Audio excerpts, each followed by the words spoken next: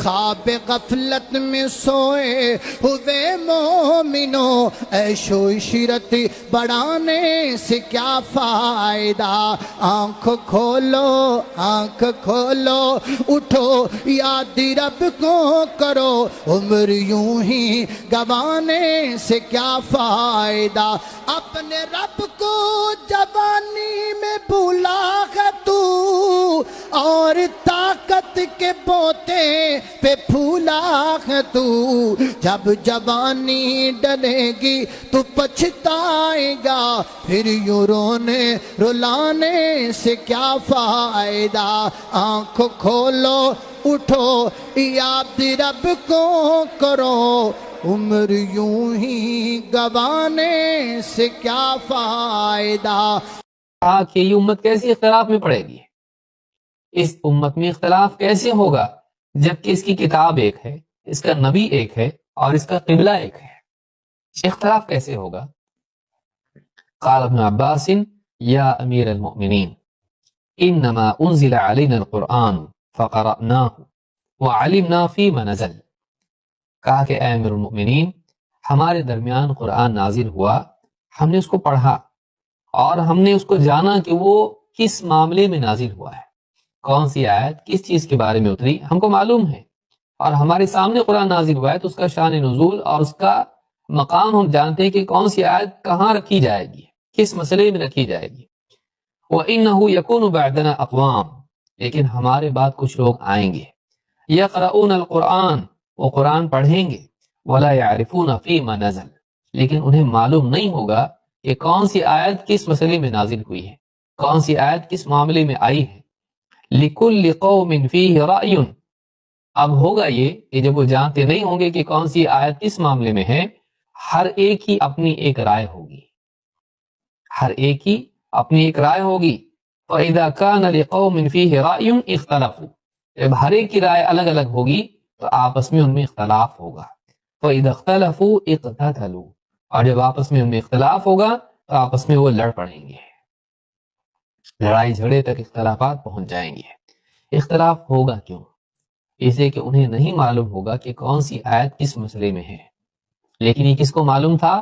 صحابہ کو معلوم ہوا کہ ہمارے لیے اس اختلاف سے اور اس اختتال سے، اس آپس کی لڑائی جھگڑوں سے بچنے کے لیے ضروری ہے کہ ہم سلف کی طرف رجوع کریں، اور یہی بات اللہ کے نبی صلی اللہ علیہ وسلم کی حدیث سے بھی معلوم ہوتی ہے کہ بعد میں اختلافات ہوں گے تو تمہارے لیے میری سنت اور خلفائے راشدین کی سنت کی طرف رجوع ضروری ہے۔ تو معلوم ہی ہوتا ہے، اس حدیث کو امام البیہقی نے شعب الایمان میں روایت کیا ہے، حدیث نمبر 2086، اور اس کے رجال ثقات ہیں۔ تو اس روایت سے بات معلوم ہوتی ہے کہ بعد کے دور میں لوگ آئیں گے، ان کے سامنے متن ہوگا قرآن کا، لیکن کون سی آیت کس معاملے میں ہم کو معلوم نہیں ہوگا، وہ یہاں کی چیز کہیں بھی فٹ کر دیں گے، کوئی بھی آیت اس سے کچھ بھی مطلب لینا شروع کریں گے اور گمراہ ہو جائیں گے۔ ظاہر بات ہے جب عقلیں الگ الگ ہیں، اس کو یہ سمجھے گا، اس کو وہ سمجھے گا، اس کو وہ سمجھے گا، اور پھر سب آپس میں اختلاف رائے کی وجہ سے لڑنے والے بن جائیں گے۔ تو سلف کے فہم سے محرومی ہلاکت کا سبب ہے۔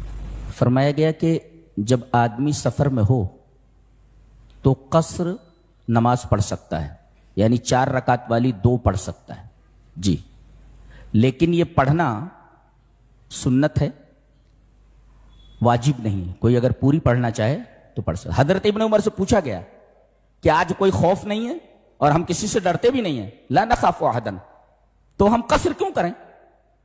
فرمایا سنت النبی صلی اللہ علیہ وسلم، نبی کریم صلی اللہ علیہ وسلم کی سنت ہے، لہذا اگر کوئی پوری بھی پڑھنا چاہے تو پڑھ سکتا ہے۔ طریقہ کیا ہے؟ کہاں سے شروع کرے؟ شہر کی حدود سے باہر نکل جائے، یعنی میونسپل کی جو حدود ہے، میونسپل کی حدود سے باہر نکل جائے، اور واپس اگر آئے تو میونسپل کے حدود سے اگر باہر ہے، اس کا گھر بھی نظر آ رہا ہے تب بھی قصر کرے گا، وہ وہاں سے اس کا گھر دکھ رہا ہے، لیکن وہ میونسپل کی حدود سے باہر ہے تو وہاں وہ قصر کر سکتا ہے جی۔ تو شہر کی حدود سے باہر نکل جائے، وہاں سے قصر شروع کرے گا، ایک۔ دوسرے، کتنے دن قصر کرے گا؟ تو 3 جو امام ہیں، امام احمد، امام شافعی اور حضرت امام احمد ابن حنبل، شافعی امام ہے تو امام مالک، تین جو ہے ان کے نزدیک ہے کہ آدمی اگر 4 دن کہیں رہنے کا ارادہ کرتا ہے تو داخل اور خارج دونوں دنوں کو مائنس کر کے اگر 4 دن ہوتا ہے تو قصر نہیں کرے گا بلکہ پوری نماز پڑھے گا. جی مثلا آج آیا تو یہ نکال دو، جس دن نکلنا ہے وہ نکال دو، تو خارج اور داخل دونوں دنوں کو نکالنے کے بعد اگر 4 دن رہنے کا ارادہ ہے تو نماز پوری پڑھے گا. یہ 3 اماموں کا اور راجح یہی ہے، اقرب الی الصواب یہی. کتنے کلومیٹر پر کرے گا؟ 3 فرسخ، یہ حدیث ہے مسلم کی. 3 فرسخ، اور 3 فرسخ از اکول ٹو 24 کلومیٹرز 0.5، یعنی تقریباً 24.5 کلومیٹر اگر ہے سفر آپ کا، 24.5 کلومیٹر، تو آپ قصر کر سکتے ہیں. تو کتنے دن تک آپ مدت قصر کیا ہے اور مسافت کتنی ہو وہ معلوم ہو گیا. کہاں سے آپ شروع کریں گے یہ ساری چیزیں ملحوظ رکھی جائیں. وَإِذَا ضَرَبْتُمْ فِي الْأَرْضِ فَلَيْسَ عَلَيْكُمْ جُنَاحٌ أَن تَقْصُرُوا مِنَ الصَّلَاةِ، جب تم سفر کرو تو تمہارے اوپر کوئی حرج نہیں کہ نماز قصر کرو، یعنی 4 رکعت والی 2 پڑھ لو.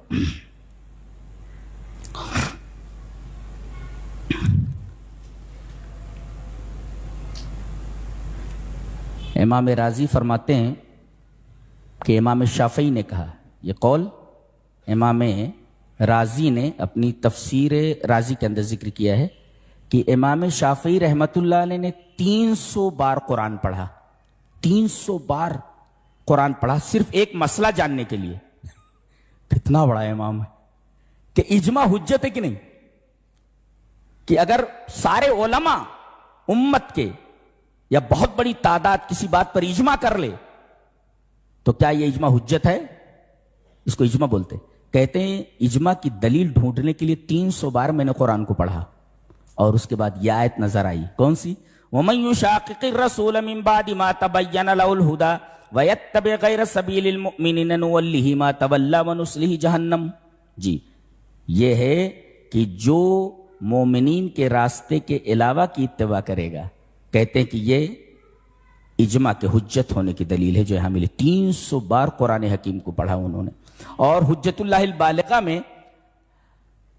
شاہ ولی اللہ محدث دہلوی نے لکھا ہے کہ انہو کل من یہون امرہما فہو مبتدع متبع غیر سبیل المومنین. کوئی بھی آدمی اگر بخاری اور مسلم ان دونوں حدیث کی کتابوں کی توہین کرتا ہے تو وہ بدعتی ہے اور مسلمانوں اور مومنوں کے راستے سے الگ ہٹ کر چلنے والا ہے. تو بخاری اور مسلم یہ دونوں کتابیں ایسی ہیں جن کی صحت کے اوپر علماء امت کا اجماع ہے. یہ ہے اجماع ہے اس پر، اور اجماع ہمارے ہاں حجت ہے.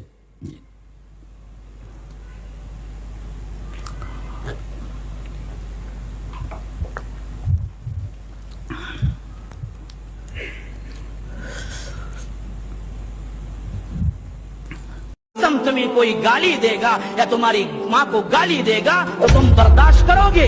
یہ شرک علی الاعلان اللہ کو گالی دینے کے برابر ہے. یہ مجاوری، یہ قبر پرستی اور یہ اسی طرح کے کیا جھنڈے گنڈے بنڈے یہ تمہارے آنکھوں کے سامنے گزر رہے ہیں اور تم آرام سے اللہ اللہ خیر صلی اللہ میٹھا کھانا سنت کی زندگی گزار رہے ہو. کل اللہ نہیں پوچھے گا کہاں چلے گئے وہ لوگ جن کے سینوں کے اندر توحید کی عظمت ہے. بعض لوگوں نے سہارا لے دیکھو بھئی ہم فتنہ نہیں کرتے. ارے بیوقوف، فتنہ سب سے بڑا شرک ہے. شرک سے روکنا فتنہ نہیں ہے. وَقَاتِلُوهُمْ حَتَّى لَا تَكُونَ فِتْنَةٌ وَيَكُونَ الدِّينُ كُلُّهُ لِلَّهِ. اللہ نے فتنہ شرک کو کہا ہے.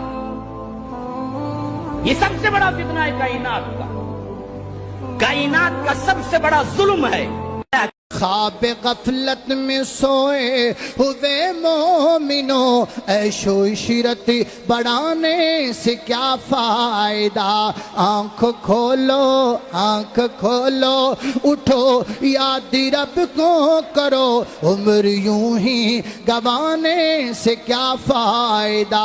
اپنے رب کو جوانی میں بھولا ہے تو، اور طاقت کے بوتے پہ پھولا ہے تو، جب جوانی ڈلے گی تو پچھتائے گا، پھر یوں رونے رلانے سے کیا فائدہ؟ آنکھ کھولو، اٹھو یاد رب کو کرو، عمر یوں ہی گوانے سے کیا فائدہ؟ سے اللہ نے ہی انتخاب ان کا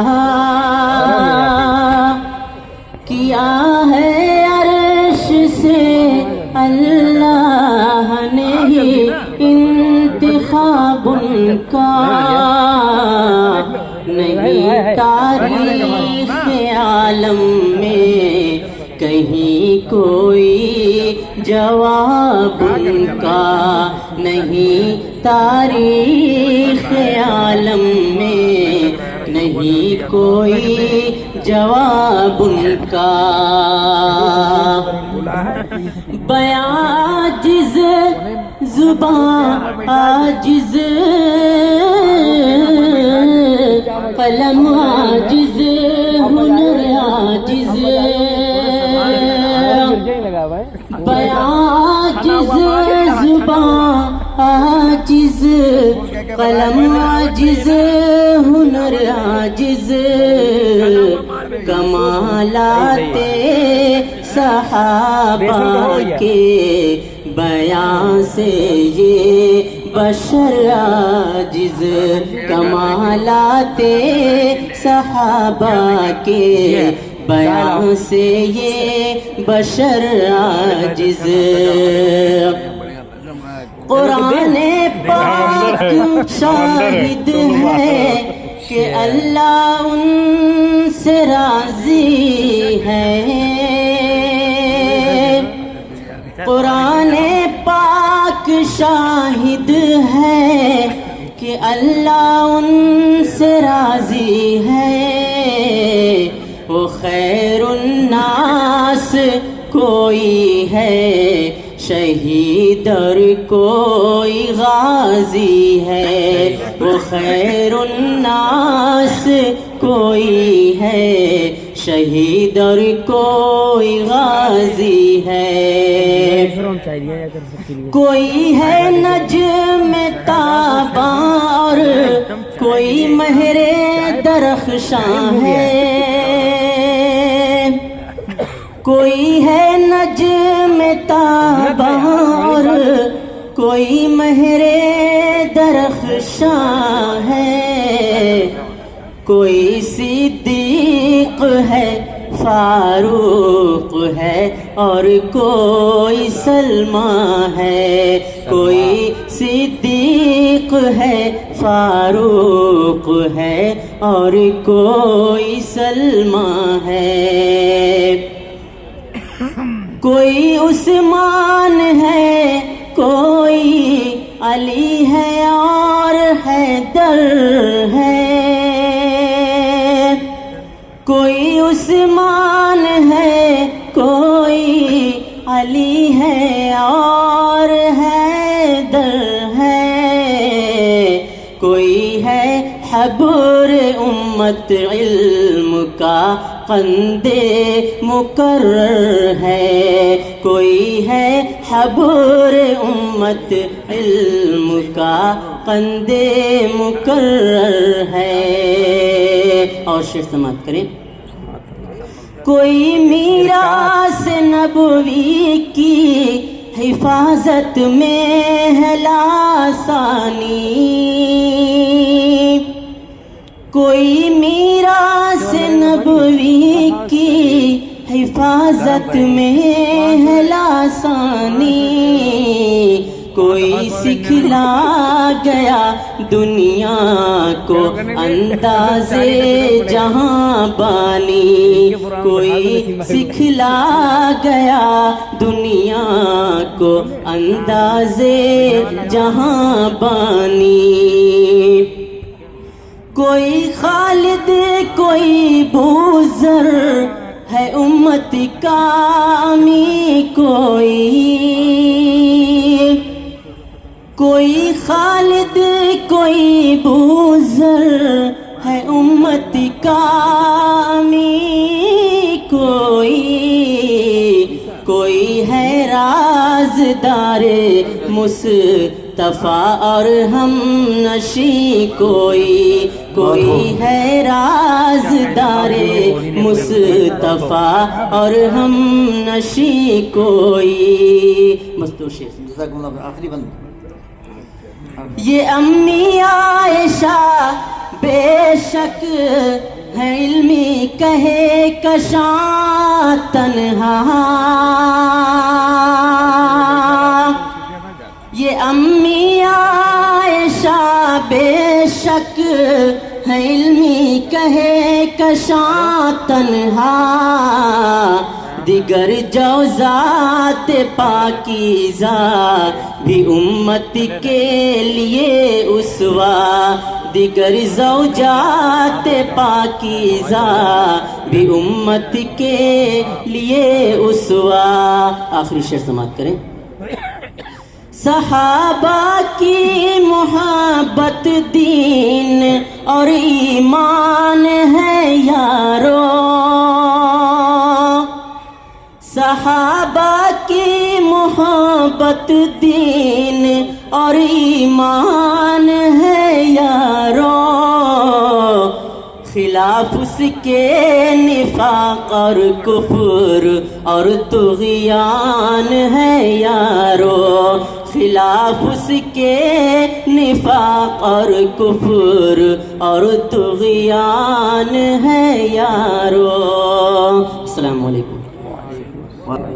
آپ خلفائے راشدین کا عدل و انصاف انسانیت کے لیے مشعل راہ، اس موضوع پر آپ کا خطاب ہوگا. آپ تشریف لائیں اور اپنے پسندیدہ خطاب سے سامعین کو محظوظ فرمائیں. چراغ ہاتھوں میں آپ کے ہے لیکن مجرم ہے،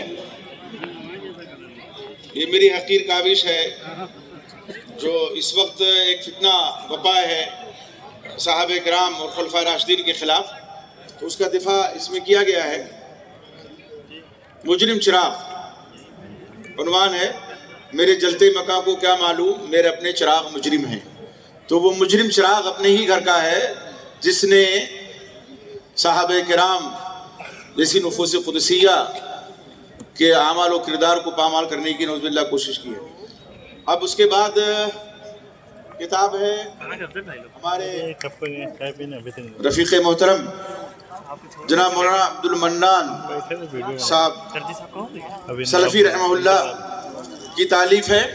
اس میں ضلع سدھارتھ نگر کے جو وہ علماء ہیں جنہوں نے جامعہ سلفیہ بنارس سے فراغت حاصل کی ہے، اس میں کچھ علماء کا تذکرہ ہے. یہ پہلی قسط ہے اس کتاب کی. وہ لوگ جن کا ذکر جمیل اس کتاب میں نہیں ہے اور سدھارتھ نگر سے تعلق ہیں وہ مایوس نہ ہو، انشاءاللہ ان کا نام بھی آئے گا. تشریح یہ مقالہ پیش ہوا تھا علی گڑھ کی کانفرنس میں، جس کو ان کے فرد وسیلہ اختیار کیا وہ اس طریقے سے کہ عورتوں کو خطاب کیا کہ وہ اپنے مردوں سے یہ بات کہیں. اور مائی عائشہ رضی اللہ تعالیٰ کا عنہا کا علم جو اپنی جگہ ہے وہ مسلم ہے، بلکہ بعض علماء نے اس وقت جو کتابیں جمع کی ہیں موسوعہ الفقہیہ، ان میں خصوصی طور پر مائی عائشہ رضی اللہ تعالیٰ عنہا کی فقہ اور حضرت ام سلمہ رضی اللہ تعالیٰ عنہا کی فقہ جو رہی ہے اس کو جمع کیا گیا ہے، جس سے اہل علم کافی فائدہ اٹھا سکتے ہیں. دوسری بات ایک چیز جو یہ بیان کی جاتی ہے کہ اسلام کے اندر عورتوں کو آزادی رائے کا اختیار نہیں ہے، یہ بات سراسر غلط ہے. آپ دیکھیں تو خلفائے راشدین میں ان سے پہلے بھی اور ان کے بعد بھی عورتوں کو اپنی آزادی رائے کا ایک بہت بڑا حق حاصل رہا ہے. اس کے لیے میں آپ کے سامنے صرف ایک مثال یا دو مثال پیش کرتا ہوں۔ پہلی مثال حضرت عمر رضی اللہ تعالیٰ عنہ سے متعلق ہے، جن کی عظمت اور جن کا جلال ہر ایک کے اوپر واضح ہے۔ ان کے بارے میں آپ لوگوں نے بار بار سنا ہے کہ ایک بار بازار سے گزر رہے تھے کہ ایک بوڑھی عورت ان کو روکتی ہے، اور عمر کر کے روکتی ہے، خلیفۃ المسلمین یا امیر المومن کر کے نہیں روکتی، اور کہتی ہے اے عمر، میں تم کو اس وقت سے جانتی ہوں جب تمہیں عمیر اور عمرو کہا جاتا تھا، جب تم مکہ کے اندر پہلوانی کرتے تھے، لڑا کرتے تھے، پھر اس کے بعد تم اسلام لے آئے تو عمر بن گئے، آج امیر المومنین بن گئے ہو۔ دھیان رکھو کہ جس قوم کا، جس پبلک کا، جس جماعت کا کی ذمہ داری تمہارے اوپر رکھی گئی ہے، اس سے متعلق تمہارے اندر کوئی کوتاہی نہ ہونے پائے۔ جو لوگ آپ کے ساتھ موجود تھے وہ پریشان ہوئے اور گھبرائے کہ ایک عورت، عام سی عورت ہے، اور عمر سے ایسی آزادی کے ساتھ بات کر رہی ہے۔ حضرت عمر رضی اللہ تعالیٰ عنہ سے سوال کیا، حضرت عمر رضی اللہ تعالیٰ عنہ نے فرمایا کہ تمہیں معلوم نہیں ہے کہ یہ وہ عورت ہے جس کی آواز اللہ تبارک و تعالیٰ نے 7ویں آسمان سے سنی ہے، قد سمع اللہ قول التی تجادلک فی زوجہا۔ تو عمر کون ہوتا ہے جو اس کی آواز کو نہ سنے؟ تو اس سے آپ اندازہ لگا سکتے ہیں کہ عہد خلفائے راشدین میں عورت کو اپنی آواز بلند کرنے کی کس قدر اجازت تھی۔ بلکہ آج کل مجھے یاد آیا، امام عبد الرزاق رحمہ اللہ نے اپنی کتاب مصنف عبد الرزاق میں حضرت عمر رضی اللہ تعالیٰ عنہ کے زمانے کا ایک واقعہ نقل کیا ہے کہ ایک عورت، حضرت عمر رضی اللہ تعالیٰ عنہ کے زمانے میں ایک عورت کے بارے میں یہ معلوم ہوا کہ اس نے 6 مہینے میں بچہ جن دیا ہے، یعنی شادی کے 6 مہینے ہوئے اور اس کو بچہ پیدا ہوا۔ حضرت عمر رضی اللہ تعالیٰ عنہ نے اس عورت کو رجم کرنا چاہا، لیکن اس کی بہن خاموش نہیں رہی، حضرت عمر سے گفتگو کرتی ہے رضی اللہ تعالیٰ عنہ۔ پھر اس کے بعد حضرت علی رضی اللہ تعالیٰ عنہ کے پاس آتی ہے، گویا وہ وکالت اور محامات کا حق ادا کر رہی ہے، وہ رول ادا کر رہی ہے، اور حضرت علی رضی اللہ تعالیٰ عنہ سے کہتی ہے میں اپنی بہن کے بارے میں جانتا ہوں، میری بہن کی شادی ہوئی اور اس کی جو خصلت ہے اس کے بارے میں جانتا ہوں، اور 6 مہینے کے اندر بچہ پیدا ہو گیا، تو حضرت عمر رضی اللہ تعالیٰ عنہ آج اسے رجم کرنا چاہتے ہیں۔ حضرت علی رضی اللہ تعالیٰ عنہ فرمایا کہ نہیں، اس کو رجم نہیں کیا جائے گا، رجم نہیں کیا جائے گا۔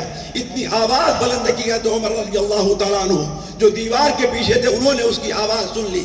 پھر وہ عورت دوبارہ حضرت عمر کے پاس جاتی ہے اور کہتے حضرت علی یہ کہہ رہے ہیں، تو حضرت علی رضی اللہ تعالیٰ عنہ نے سورہ الاحقاف کی روشنی میں اور سورہ بقرہ کی روشنی میں کہ والوالدات یرضعن اولادہن حولین کاملین، اور اللہ تعالیٰ سورہ احقاف میں فرماتا ہے وحملہ وفصالہ 30 شہرا، جب 2 سال رضاعت کا معاملہ آیا تو اس کا مطلب عقل مدت حمل کی کتنی ہو سکتی ہے؟